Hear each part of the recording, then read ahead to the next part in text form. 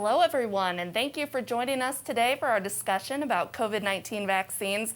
My name is Megan Noe, and I am joined today by our expert, Dr. Laura Morris, who is a family medicine physician in Fulton.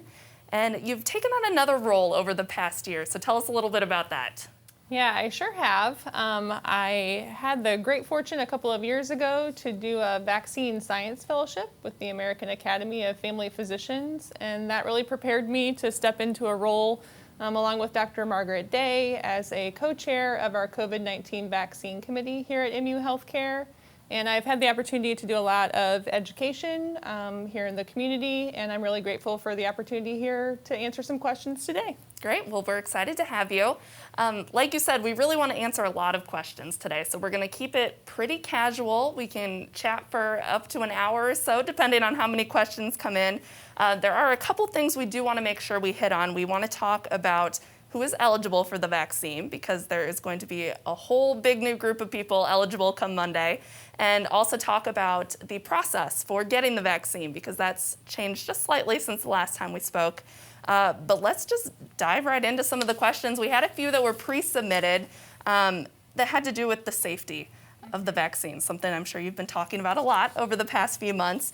But this has to do with, this question is about pre-existing conditions. So people who have, asthma, lung conditions, autoimmune disease, kidney transplants, a whole slew of pre-existing conditions. Should they get the vaccine? Is it safe? Yeah, so the short answer to that is yes and yes. And there is growing evidence that not only is the vaccine safe for those groups that are at higher risk, but in fact, they are at an increased risk of severe COVID disease if they were to get infected. And so it's even more important that they access the vaccine and get the vaccine as soon as they're eligible. And the conditions that you listed certainly are folks, most of whom are in our phase 1B tier 2, and hopefully are signed up and getting their vaccine now.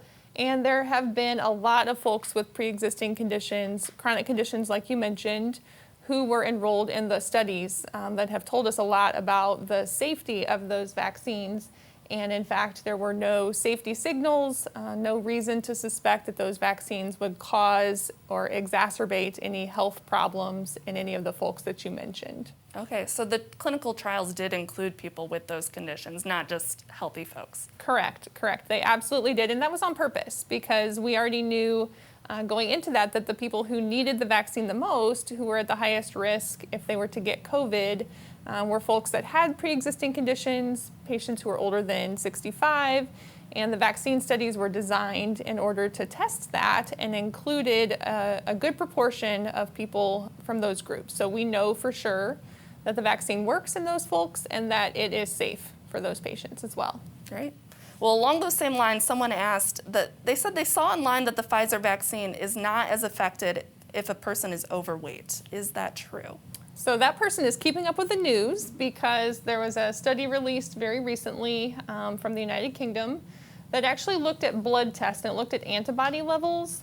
And in fact, in patients who were obese, the antibody levels were a little bit blunted. There was a little bit less on that blood test.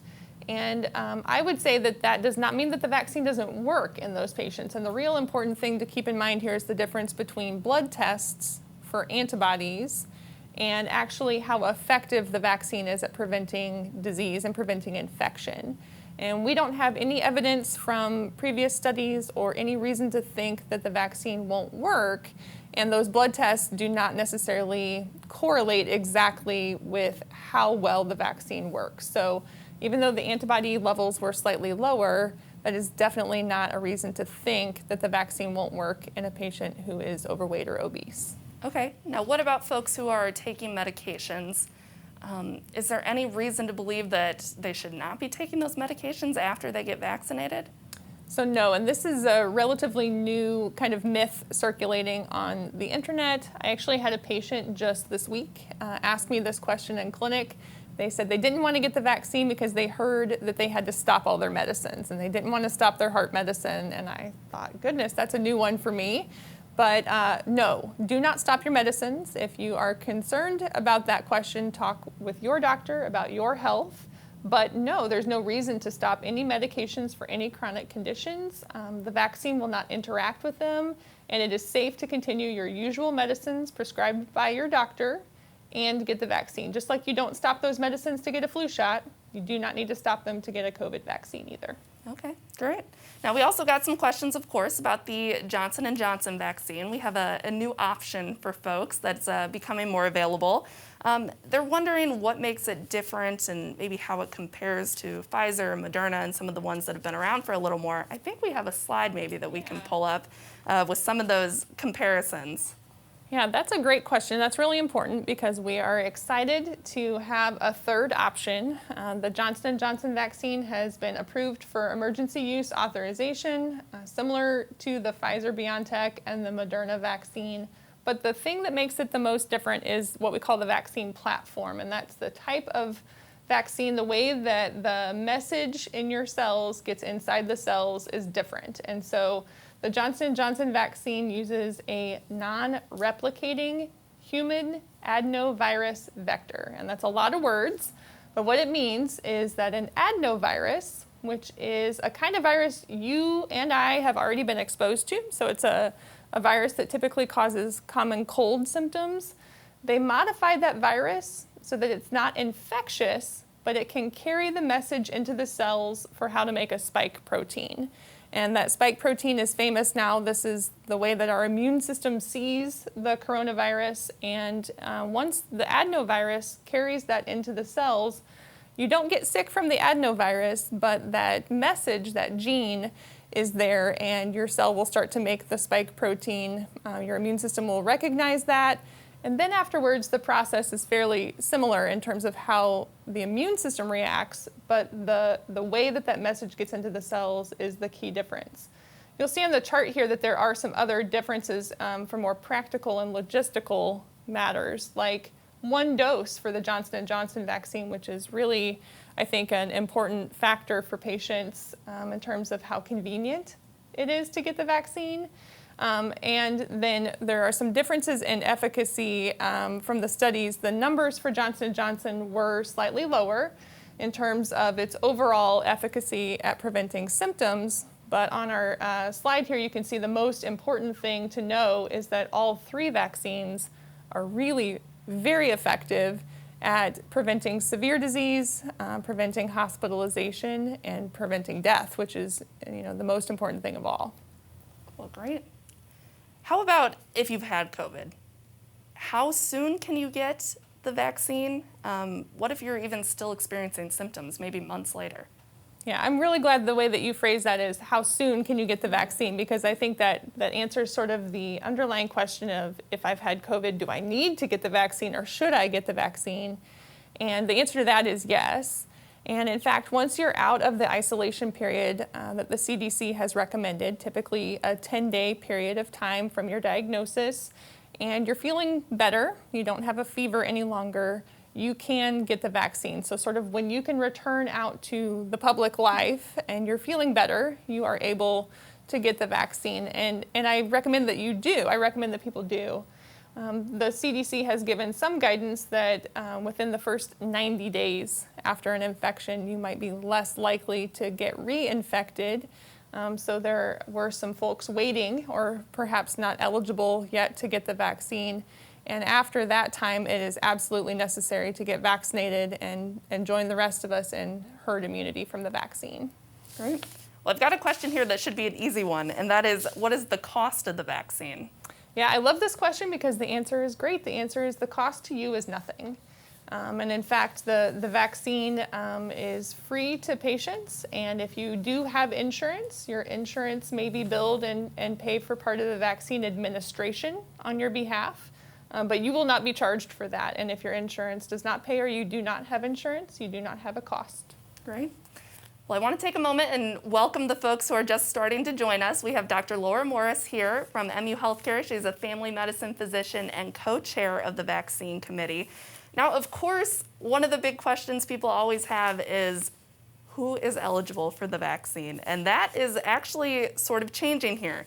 So maybe let's start with who's eligible as of today. I think we have some slides on that as well. Yeah, so the folks that are eligible right now in Missouri have been eligible for a while, and that includes everyone that's in Phase 1A, and then Phase 1B, Tier 1 and Tier 2. And our state has set out some pretty clear guidelines for who is included in those tiers. And Tier 2 is where we have paused for quite a while to allow a lot of folks who are at a high risk for complications or severe COVID illness if they were to get infected. And that includes people who are 65 or older and people who have a fairly long list here, but several different conditions that might put them at increased risk. And that includes things like cancer, kidney disease, heart and lung disease, obesity, pregnancy, sickle cell, diabetes, lots of things on that list. And what's changing is that Monday, March 15th, we are moving into Tier 3. So still in Phase 1, it's 1B Tier 3. And this is going to really expand the number of adults who are eligible. And it includes very near and dear to my heart as a parent of 3 school-aged children. It includes educators, so this is child care workers and K through 12 teachers here in our state, as well as other folks who work in key parts of our society and our economy, things like dams, water, energy, transportation, food and agriculture workers like food service workers, grocery store workers. A lot of the folks we have thought of through this pandemic as being our essential workers are now going to be eligible and able to get their vaccine next week. I think it's an important thing to point out that it's not us setting up these tiers. We are following the state guidelines. So I saw Molly was asking about if we had any idea of how long the tiers would be open before we'd move on to the next one. What do you tell folks? You know, Molly, I wish I knew exactly and had that crystal ball to be able to predict. And I think that even our state, you know, there's been a lot of communication, a lot of transparency in terms of how we're making these decisions and moving forward. And at this point, it really does depend on some supply and demand. And we have to have enough supply to meet the demand fairly completely for this next tier before it makes sense to open up additional tiers and additional phases to move forward in more patients. So I think that we are at a turning point. Certainly our federal government is allotting more vaccine, opening up that supply, and we hope that we'll see enough to vaccinate a lot more patients very soon. Sure. Well, I think the next natural question is, okay, so I am eligible. How do I go about getting the vaccine? And I know the process, at least here at MU Healthcare, has changed just slightly since the last time we did one of these Facebook Lives. And I really think that's a good thing. It's a sign that there is more vaccine becoming available and more people are getting vaccinated. So maybe explain a little bit about the change and how people can get an appointment. Sure, absolutely. And I see that we have pulled up our slide here that shows our website and also our phone number here at MU Healthcare. We are partnering with Boone Health and also with our Boone County local public health department to make sure that all folks who have filled out our previous survey are notified that we have changed our processes. We now will have an open link on our website that will allow people to schedule themselves whenever there are appointments available. So if there are no appointments available, you still have the option to enter your contact information so that you can be kept up to date and notified whenever there is an available appointment. But it will take you directly into the scheduling platform where you'll be able to choose the date and time when those are open and ready. And if you are signed up for a vaccine, there is a dose coming for you. So you can be really reassured that when there is an appointment available, there's a vaccine coming. And it's important to note that you will still have to qualify based on what the state of Missouri has set up for the tiers that are available right now. So there will be a place when you are scheduling that you will have to say, yes, I have one of these qualifying conditions, or yes, I work in one of these areas of industry that makes me qualified right now.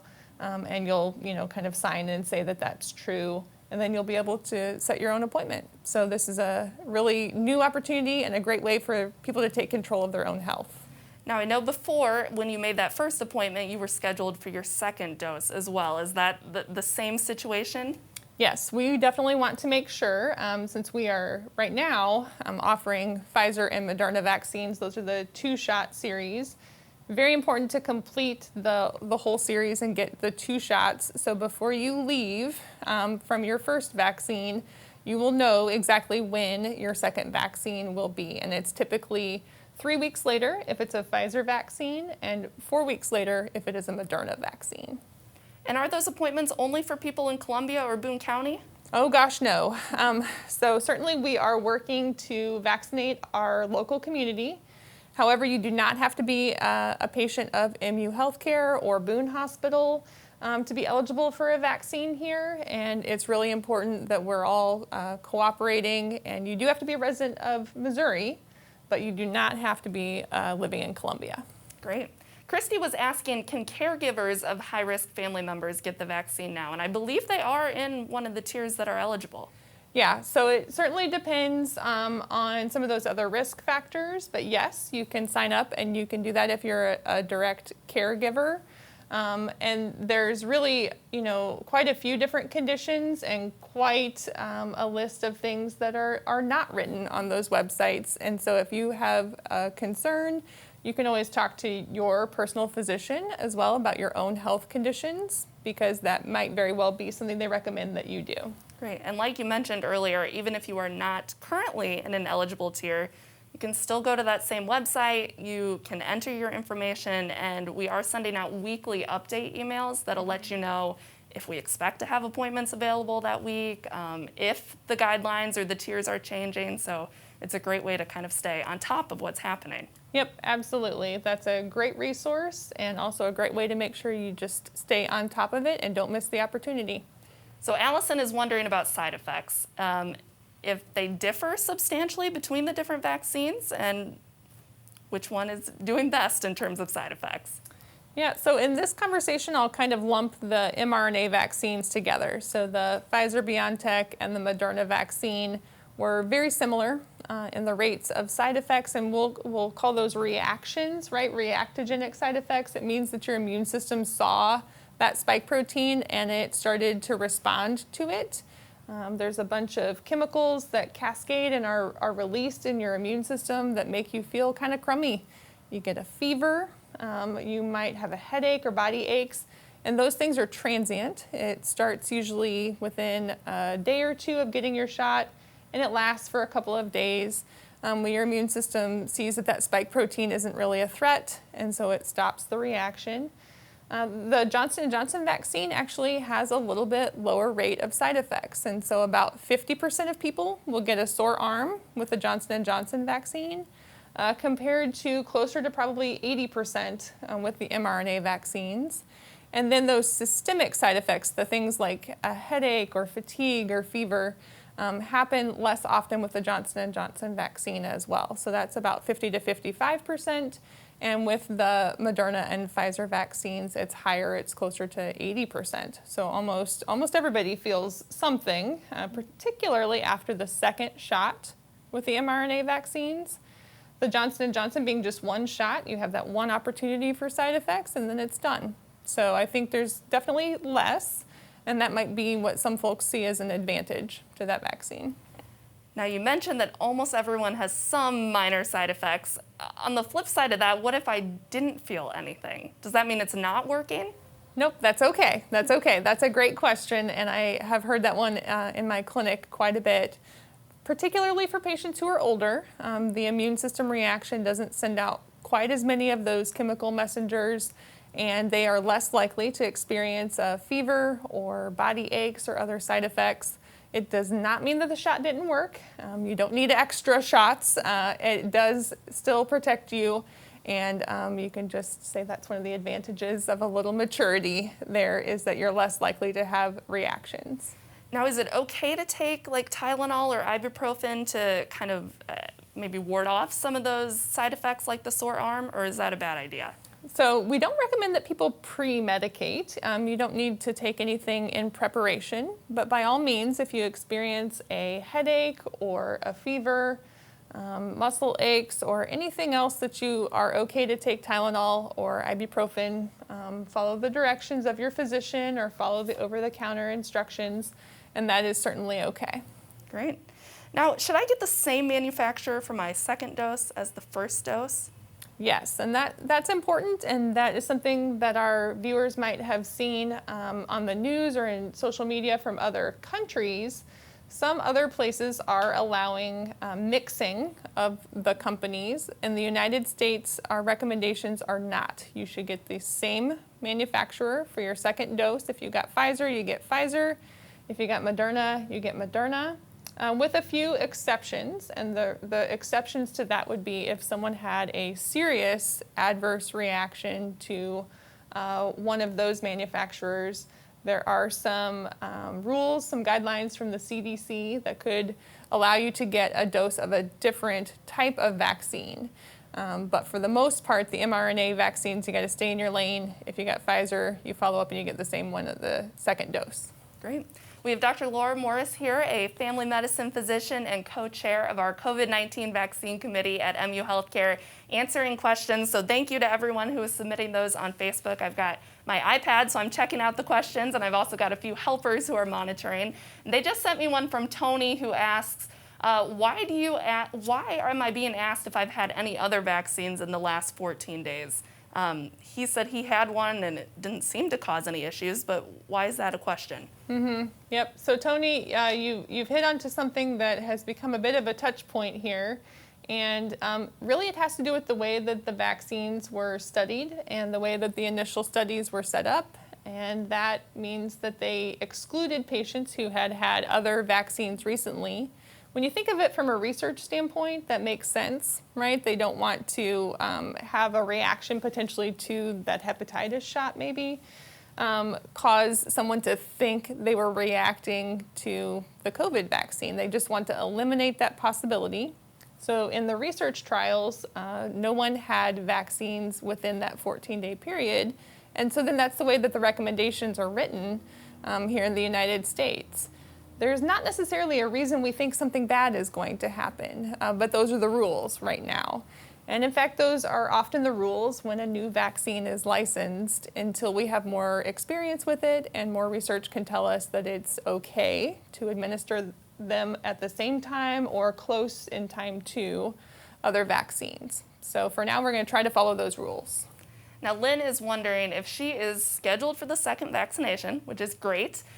Do I need to do anything except show up? Show up with a smile on your face and a short sleeve shirt and bring your vaccine card so that way we can document your second dose and you can take that with you, and bring your ID, and that's it. Now, here's a question from Rebecca that I'm sure you've been getting. What do you say to people who say they only want a specific vaccine and they're waiting for that specific one, whether it's Pfizer or Moderna or Johnson & Johnson? Should they just take what they can get right now?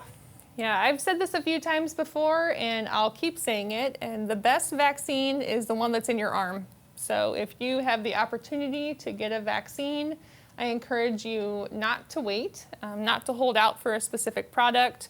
The vaccines are all really good at that important bottom line that we saw on our previous slide, which is that they are 100% efficacious at preventing severe disease, hospitalization, and death.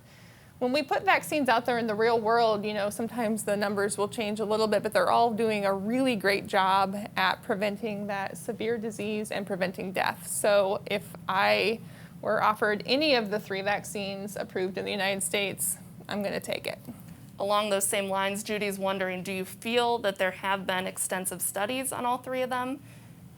They are studied as well as they could possibly be studied in the amount of time that we have had to develop the vaccines. And it's a really common question about safety, that people feel that maybe the vaccines were rushed or that corners were cut, and that's absolutely not true. They were developed quickly, but there's an urgency to this. People are dying, and they were absolutely studied and safe. and they are not fully FDA approved. They all have emergency use authorization from the FDA, but that again has more to do with the time period and how quickly they had to be put through those bureaucratic processes, as opposed to any concerns that we would have about the research itself. They're safe. Now, we keep talking about safety and efficacy, and I loved a conversation we had actually before we went live earlier today, and you were explaining to me, what is efficacy? What are we talking about when we keep saying that? Yeah, so the word efficacy is really specific to how well the vaccines work to prevent disease in people that get a vaccine compared to people that get a placebo. And efficacy refers to that within a controlled research environment, so within a trial, basically. And there's another word that's really similar, and that's effectiveness. And we talk about the effectiveness of the vaccines whenever we're talking about real-world situations. So for the 40,000 patients or so who were enrolled in those studies, we know the efficacy of the vaccine to prevent symptoms. And then now that we're giving it to millions of people worldwide, we will know the effectiveness. And it's never quite as good. And that's because real world situations are just a little bit different. We don't control everything the way they do in a research study. Sure. Now, going back to this idea of side effects, Peg is asking about, have you heard of anyone having side effects, minor ones, fever, headache, 7 days after receiving the vaccine, or is it usually right away? So there are definitely different time frames when those side effects will start to occur. And most people that are going to experience a systemic side effect like fever, headache, muscle aches, fatigue, those typically come on within a couple of days, and then they last for a couple of days. So by the end of a week, most people's symptoms have completely resolved. If you're going to have a serious allergic reaction, something like anaphylaxis, that happens within minutes. So those kind of side effects are not happening days or weeks later. With some of the mRNA vaccines, there have been some reports of delayed reactions where you'll have a little soreness at your arm or redness and it goes away. And then a week or two later, that comes back. And that's pretty unique to the mRNA vaccines. It's still being studied. And it's more of a local reaction. So the things Peg's asking about, like fever and headache, by a week out, those are typically gone. And you mentioned that severe side effects typically would happen immediately. That's why we have space for people to wait at a furrow field site if they feel like it. Absolutely, absolutely. So everyone is recommended to wait for about 15 minutes of observation after getting a vaccine. People who have had a serious allergic reaction like anaphylaxis to a vaccine in the past, maybe to a tetanus shot or a different vaccine, are recommended to wait for 30 minutes. And if someone has a history of severe allergies of other kinds, they may want to wait and be observed for 30 minutes as well. So we have space for that. We have medical equipment to respond if someone does have an emergency, and that's luckily exceedingly rare. Now, Eve has a question that I've also heard a lot. Is the vaccine safe for mothers who are breastfeeding? Yes, is the short answer to that. And the reason why we can say that, even though there were not large numbers of breastfeeding people in the studies, is that the way these vaccines work, they're in your arm for a few hours and your immune system starts to respond, and it will make those antibodies, those special proteins that help to protect you if you're exposed. Those proteins can pass into breast milk and actually are protective for baby. And the vaccine itself never gets anywhere near breast milk or there's no plausible reason to think it would cause any problems. Lots of medical societies and specialist groups have come out to support that the vaccine is safe for use in lactating women. When it comes to the second dose, Carolyn is asking about, she said she has a conflict for the second date.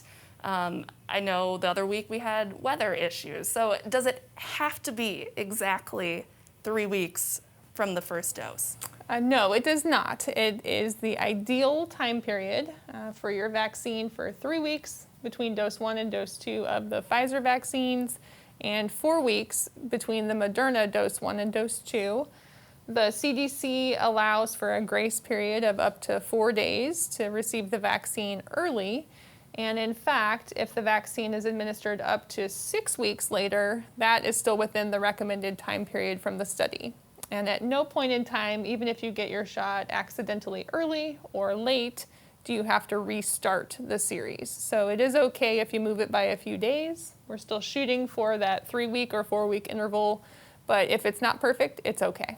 And I would think if you have a specific scheduling concern to call the call center and they should be able to get you help. Absolutely. So our 771-2273 number, 771-CARE, is the number to call if you have a specific concern. We have wonderful folks that have been staffing our call center, and they are able to help you with any scheduling issues. And this is probably a good time then to plug the direct scheduling website. Again, we are switching methods a little bit of how you can get an appointment.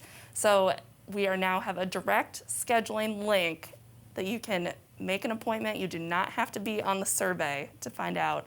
And then obviously you can call that call center number as well. They will help you if you are not as computer savvy, maybe as some, and hopefully get you an appointment soon. Yep, that's a great way to do it. Take charge of your own health, make your own appointment, and there's people standing by to help. Now we have a question, what about students? When are they eligible to receive the vaccine? I'm not exactly sure what age range they're referring to, because that's going to be a big part of it, I would guess. Yep, that's very true. So medical students, nursing students, health profession students of all kinds were included in our first tier, that 1A, with other health professionals that are licensed. So those students are already, for the most part, taken care of. Otherwise, healthy young people without any other kinds of chronic medical conditions are still waiting to be eligible for their vaccine. I've had some questions about teenagers and when young people or children might be vaccinated, and so students that are younger, if they're 18 and up, they're eligible for any vaccine at all. Pfizer vaccine is the only one approved for anyone younger than 18, and that is down to age 16 and up. But again, those young people have to have, right now, a medical condition or otherwise be employed in one of those higher risk groups to be eligible when their tier comes up. When do you think we'll start seeing kids able to get vaccinated? I think that will come with time. There's a few reasons why children are not already eligible, and that mostly includes how the research was structured. Typically, children are considered to be a vulnerable population, and they are not usually immediately included in any sort of safety studies or the initial vaccine trials. So this is normal. And in fact, there are ongoing studies and research being done for the vaccines that have our emergency use authorization to look at increasing numbers of kids in some of the studies and make sure the vaccine is safe and efficacious. And I anticipate it will be approved for use in children sometime soon, but not soon enough for us to worry about it too much right now.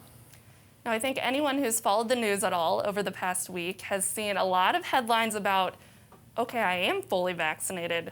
What can I do? And the CDC put out some new guidance. So we had a question about, do I still have to wear a mask? Do I still have to socially distance? What is the recommendation? Yeah, I'm super excited to be able to change what I say to people about this. And the CDC did come out with some new rules and regulations that recommend that if you're fully vaccinated, you can gather in small groups with other fully vaccinated people, and you don't have to wear your mask. So hooray, this is what we're all going for, right? This is one of the things we want to get back to, is to be able to have a dinner party with another small, a couple that is also vaccinated. And then they also recommend that fully vaccinated people can go to visit, say, a single household, even if that household is not fully vaccinated. So this would be maybe vaccinated grandparents that can go visit their grandchildren. And as long as the unvaccinated people are at low risk, they can visit without their masks and they can sort of behave normally again. Now, if the unvaccinated visitors or the unvaccinated group in this equation is at a high risk, then they still recommend wearing a mask, and that's really to protect the unvaccinated folks in that situation. So this is light at the end of the tunnel. It's great to think about socializing without a mask on. And as long as the group stays small, the CDC says that if you're fully vaccinated, that can be safe. Hey, baby steps, right? Yes. Now, someone else is asking about travel. So if they're fully vaccinated, is it safe to travel? Is it recommended at this point? Oh, that's a little bit of a trickier question. And it is still recommended that you take a lot of precautions when traveling.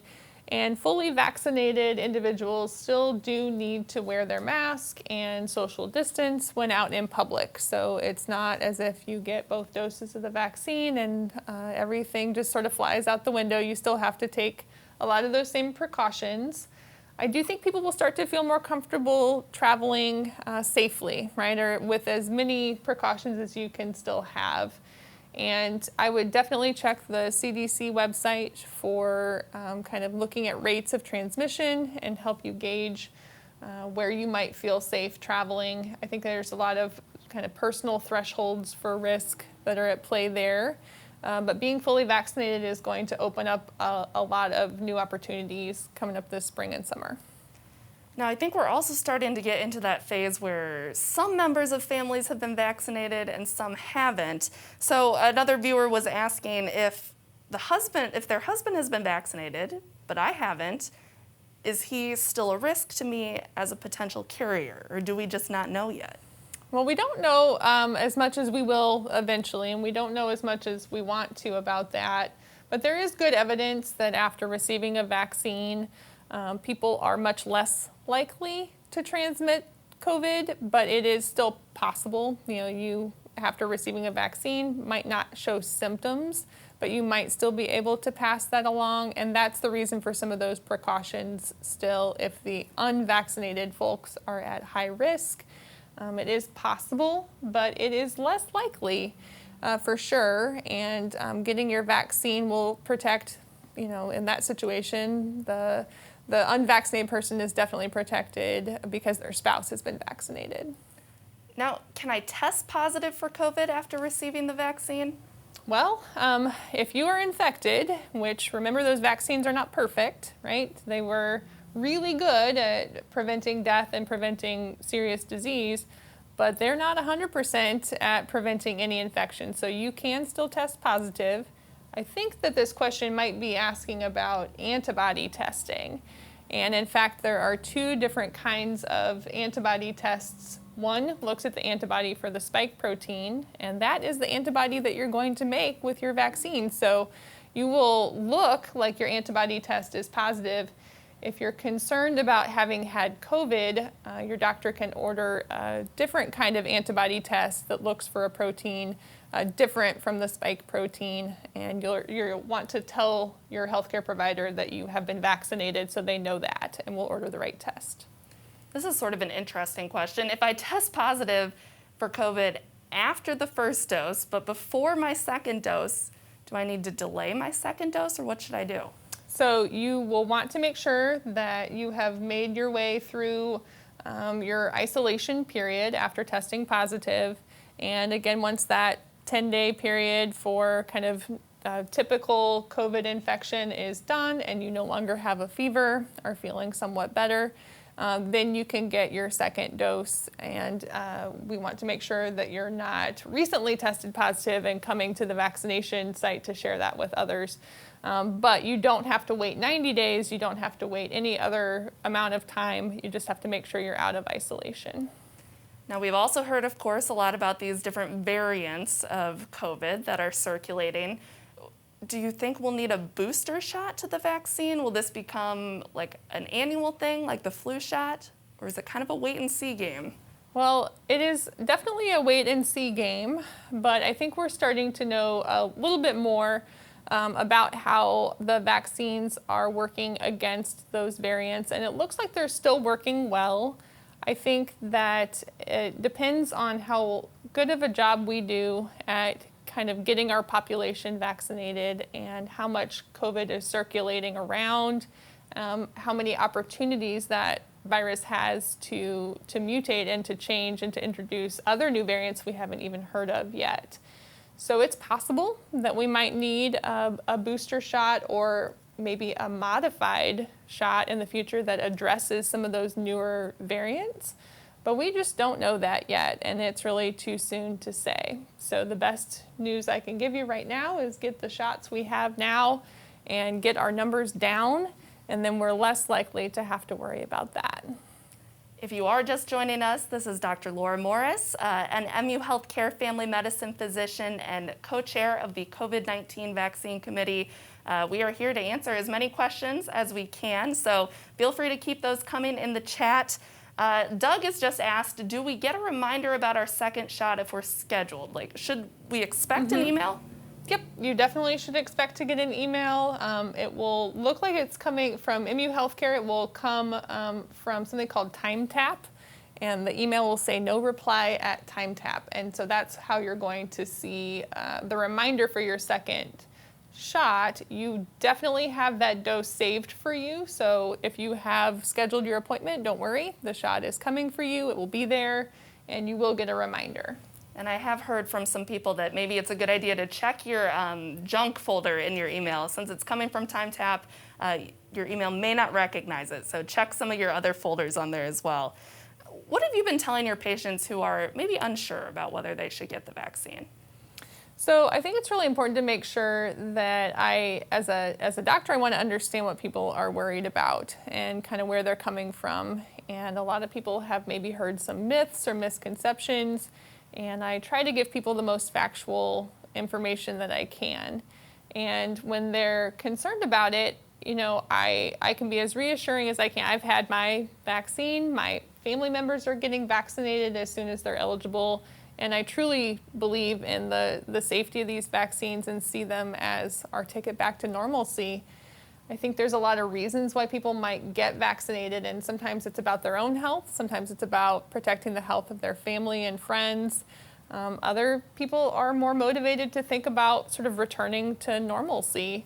And I think it's really key that we see how the vaccine is going to play a big role in that. So whatever it is that people are worried about, you know, I answer questions just like we're doing now and make sure that they have accurate information, because I think misinformation or gaps in information are one of the biggest reasons why people are hesitant right now.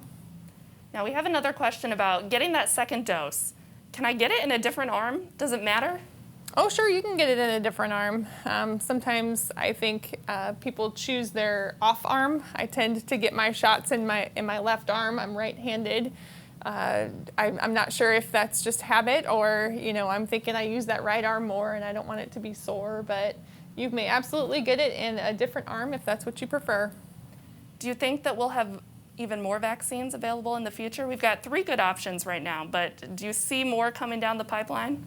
Well, there are over 60 vaccines being developed globally right now, and they're in different stages of development. Other countries have already licensed other vaccines. I think the AstraZeneca vaccine is one that people might recognize, and that one has been in wide use in Europe and the United Kingdom.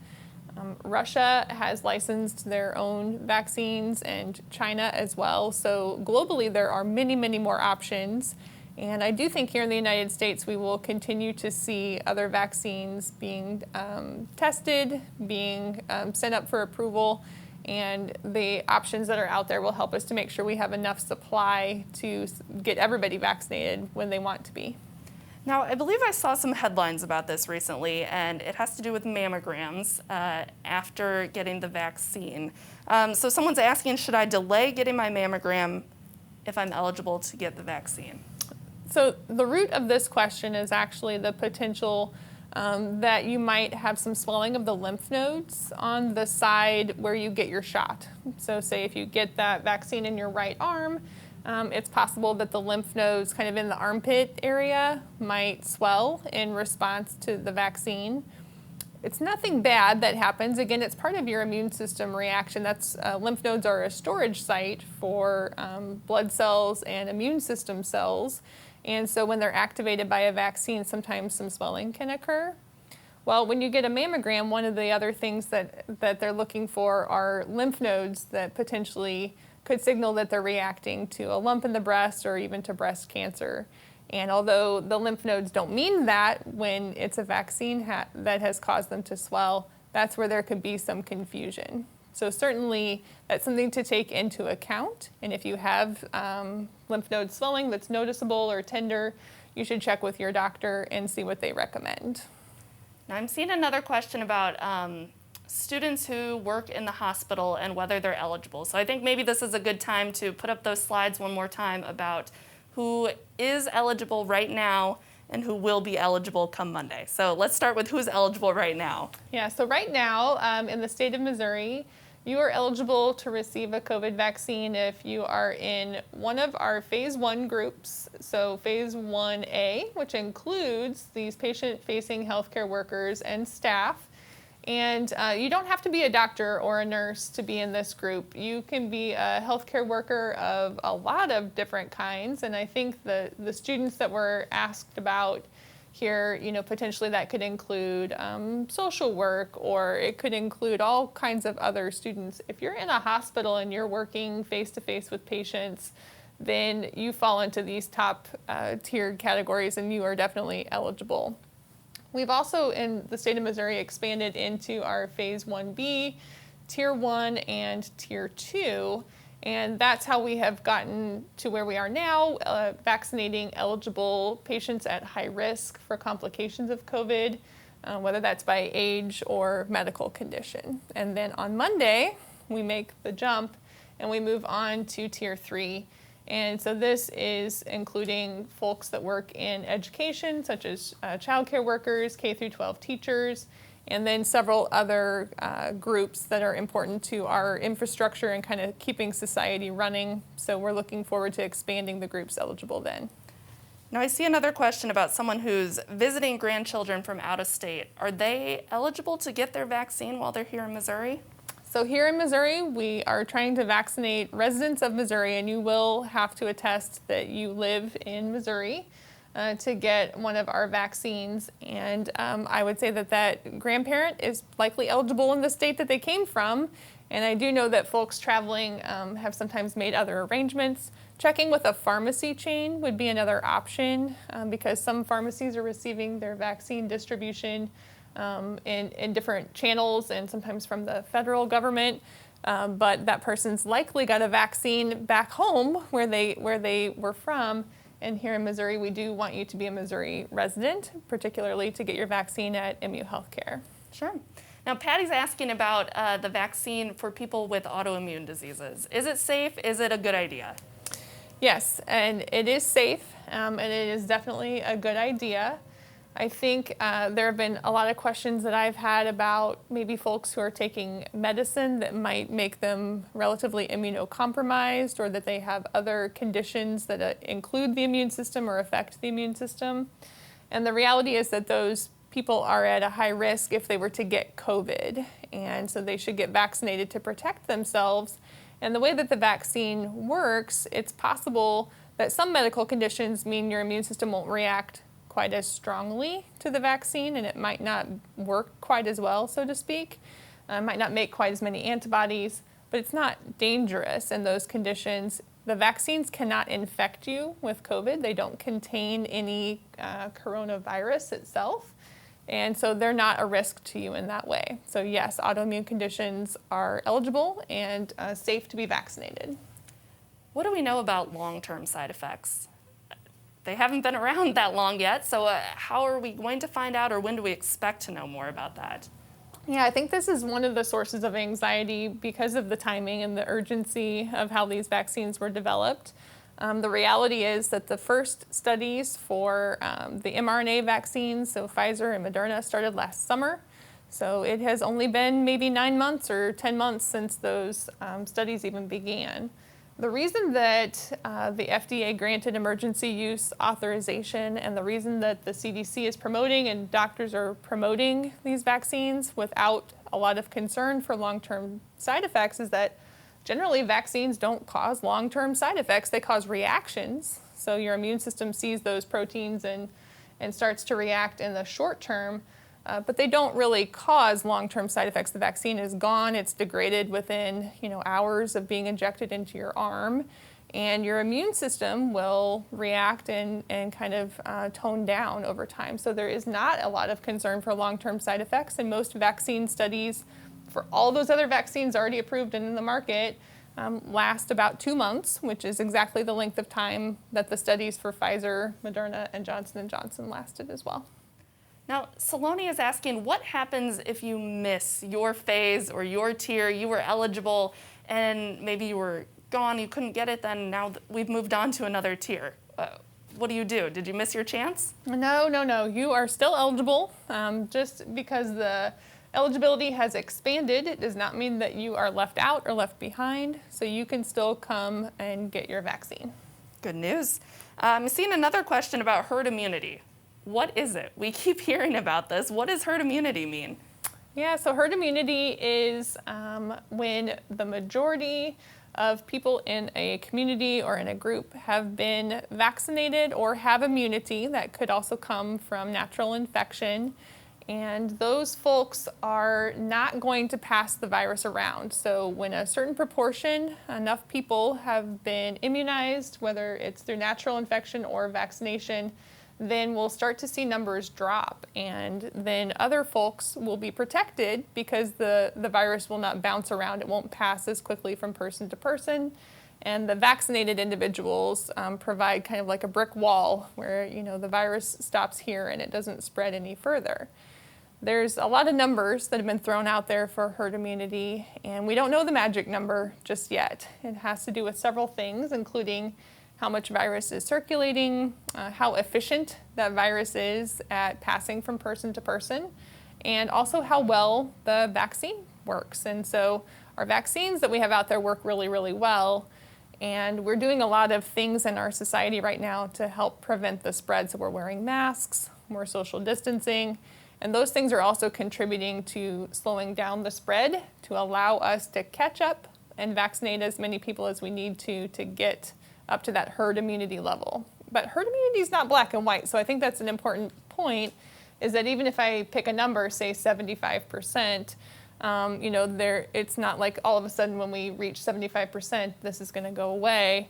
And in fact, I think we are already starting to see some benefits from herd immunity, and that's one of the main reasons why physicians and researchers think that cases are dropping, is that we have people who have natural immunity, and we're starting to build up our number of folks with vaccination, and in combination with our safety strategies, it's helping the number of cases to drop.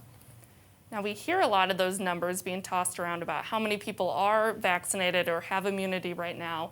So I think that goes along with this question of, does the state need to be notified if I've been vaccinated, or who's keeping a record of this? Don't worry, they're keeping a record, absolutely. So here in Missouri, we have a vaccine information system called Show Me Vax. And in fact, in order to give you a vaccine, MU Healthcare and any other site has to participate in Show Me Vax, and we have to keep a careful record of this. And that's important for a couple reasons.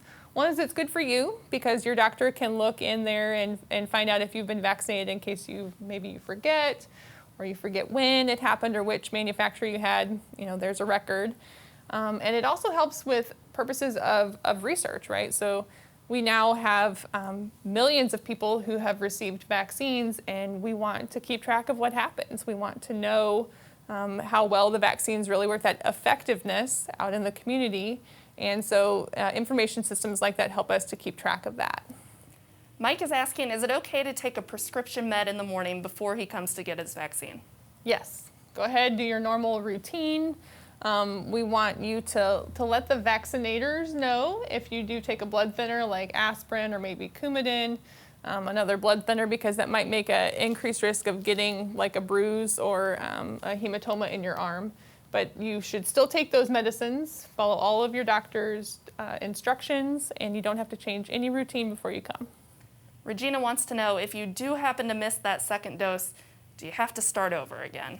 Regina, that's a great question, and I'm happy to tell you that no, you do not.